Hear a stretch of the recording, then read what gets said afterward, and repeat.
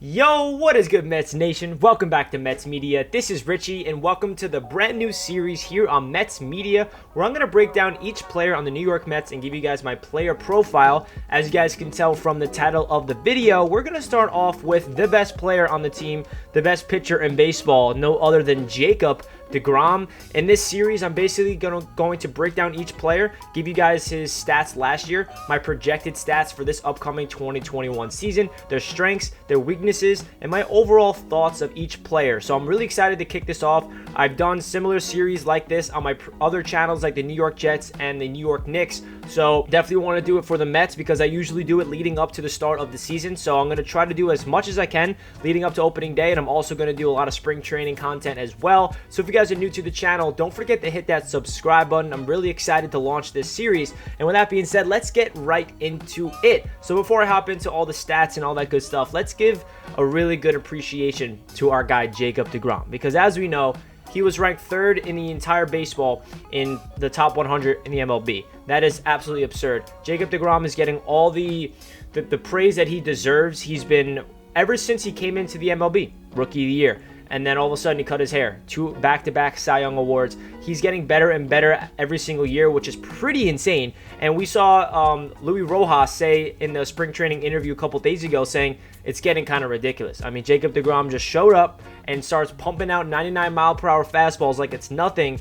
And it's just awesome that we have such a great player in Jacob deGrom that's generational, and it's that serious. That's how good he is. It's kind of insane. Every time I watch him pitch, it's just, I really have to sit back. I'm like, you know what? We're watching something that is not normal. You know what I mean? Like, we should really, I'm not saying Mets fans don't. Every single Mets fan really appreciates Jake, but every time he pitches, I'm sitting back there and I'm watching, I'm like, this guy is better than I can even imagine. And the way he punches people out, his work ethic, his mentality, everything about Jacob deGrom makes him so great. And what he's in a routine that is tireless work ethic. He's just perfecting his craft. He's perfecting his technique. And that's what makes him so great. It's not just like he has a crazy physicality arm that just, you know, throwing 100 miles per hour fastballs. There's way more to that. And we know that with, for example, Noah Syndergaard, he throws gas, but when he's on the mound, he gets a little erratic. There's way more to pitching, as you guys know, in baseball than just throwing the ball fast. You need to have good ball placement,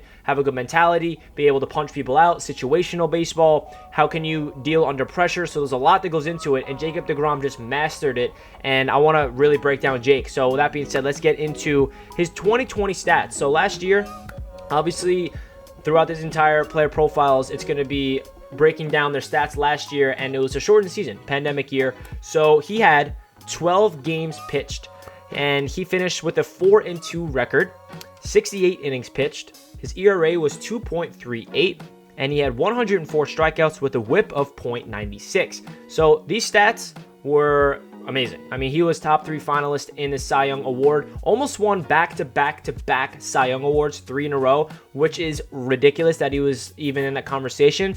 But listen, these stats they don't lie. I feel like the one thing that Jacob deGrom has been lacking in his statistics for his entire career is the win-loss. He only had 4 wins, and every Mets fan knows every single time Jake's on the mound, for whatever reason, the offense does not want to hit. The bullpen wants to give it up. There's so many no decisions that goes into Jacob deGrom's games, and it's like he pitches a beautiful gem, 7 innings, 1 run, and he doesn't even get a W for it. But the wins and losses don't really matter. I don't really take that into a big statistic to look at pitchers because of Jacob deGrom, and he pitches so phenomenally, and he doesn't even have a crazy win-loss record. And yeah, his ERA, 2.38. I mean, it's ridiculous at this point. I mean, I feel like I'm saying Rojas. It's just to the point where he's year in and year out getting better and better. His lowest ERA for his career was 1.7, and that is absurd. I don't really expect him to get sub 2 ever again, but his 2.38 is just phenomenal. You can't ask for better than that. 104 strikeouts for Jake. Great. And I just love that Jacob deGrom's stats were so good in such a shortened season because it shows how great he is. Now let's get into my projected 2021 stats. So obviously these could be way off, these could be right in the money, or you never know. So if you guys disagree with these stats, that is totally okay. It's just my prediction. If you guys want to comment down below some of your projected stats for deGrom, please feel free to do so. So assuming that everybody's healthy, obviously, I'm not going to predict any injuries. So say Jake plays a full season, 32 games pitched. I'm predicting that he finishes with a 20-5 record. Yes, you heard me say that. And that's simply because I feel like this offense for the New York Mets is way more potent. And I feel like whenever Jake's on the mound, we're going to score runs for him. And obviously, a big factor also is the bullpen. If we can actually finish out games when we had the lead with Jake and then we can actually close it in the 7, 8, or 9 innings, that will be a big factor. 20-5, definitely a reach, but I'm shooting for the stars because Jake deserves it. There was a crazy stat in his last 3 seasons. If he had 3 runs scored every time Jake pitched, he would have had like 25, 30 wins. Like, that's how crazy it is. But it all determines on if he's pitching well, which I think he will, and the team around him. So I'm predicting 20-5. I'm predicting 210 innings pitched. I'm predicting his ERA to be 2.31. And I'm also predicting 275 strikeouts with a whip of .94. So these are my projected 2021 stats for Jake. This will put him in another Cy Young conversation. If he wins it or not, who knows? And the reason why I have him just being so consistently great is because somehow he's getting better and better and better. And he's not even like he's a young stud. He's like a little up there in age. Not up there in age, but he's not like a young guy that's just this great. He's just mastered his craft. He just gets better and better. He works on his mistake. He's a competitor with himself. He sets individual goals, and I feel like he's not going to go out there and stink it up this year. I really don't. I think he's going to continue to prove that he is the best pitcher in the MLB, and that's why I have these crazy stats projected. Could these be way off? Absolutely, guys. I'm not saying this is 100% going to happen. This is just my prediction. So let's get into his strengths and his weaknesses. So starting off with his strengths, definitely his consistency. His consistency is on a different level. I mean, you cannot be great in any sport without consistency. That's what separates the great players, the okay players, the mediocre players, and the bad players. You're not considered a elite great player if you cannot do it on a day in and day in basis, and that's what Jake does. Every time he goes on the mound, it seems like he's on his A game. Yes, once in a while he has hiccups, and I'll get into his weaknesses, but his consistency is elite. Next strength I have is velocity.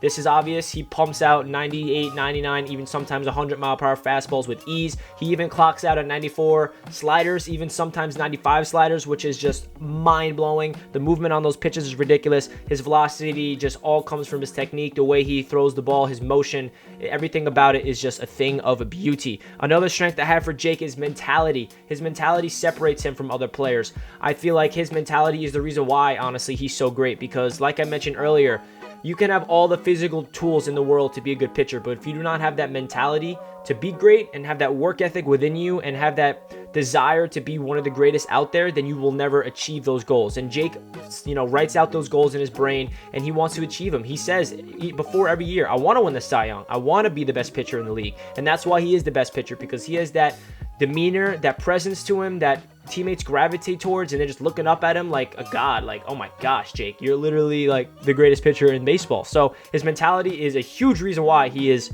the best pitcher in the league. Another strength to have is ball placement. The way that he can paint corners with ease, it's just something that not every pitcher can do. When it's a full count and he just throws a down and away fastball on the corner and he punches him out looking, it's just ridiculous. I keep saying the word ridiculous, honestly, because Luis Rojas got that in my head.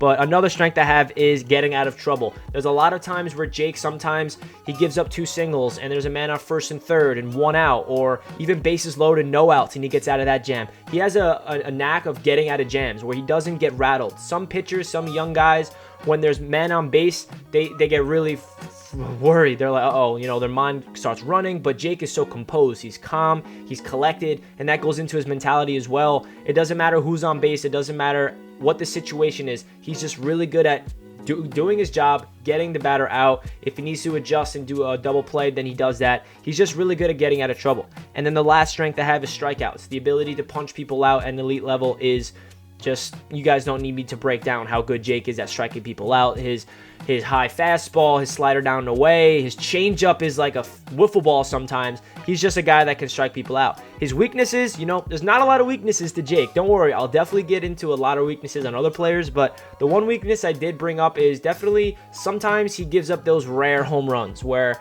you don't really expect it, and there's 1 or 2 games where he gives up 2 or 3 or 4 runs, and that's like not even that much of a weakness because that's normal for any pitcher. But since we're so used to Jake being so great, when he does that, we're like, what's going on? And we have to realize, like, all right, he's not a robot. Like, he's a human being. He's gonna make mistakes. So the weakness I have is he has those spontaneous games where he gives up a couple home runs where he shouldn't have, and he gets really rattled, and that's okay. That's gonna happen. And honestly, I couldn't really think of any other weaknesses. If you guys want to comment some of Jake's weaknesses, please feel free to do so. So that really does it for my player profile on Jacob deGrom.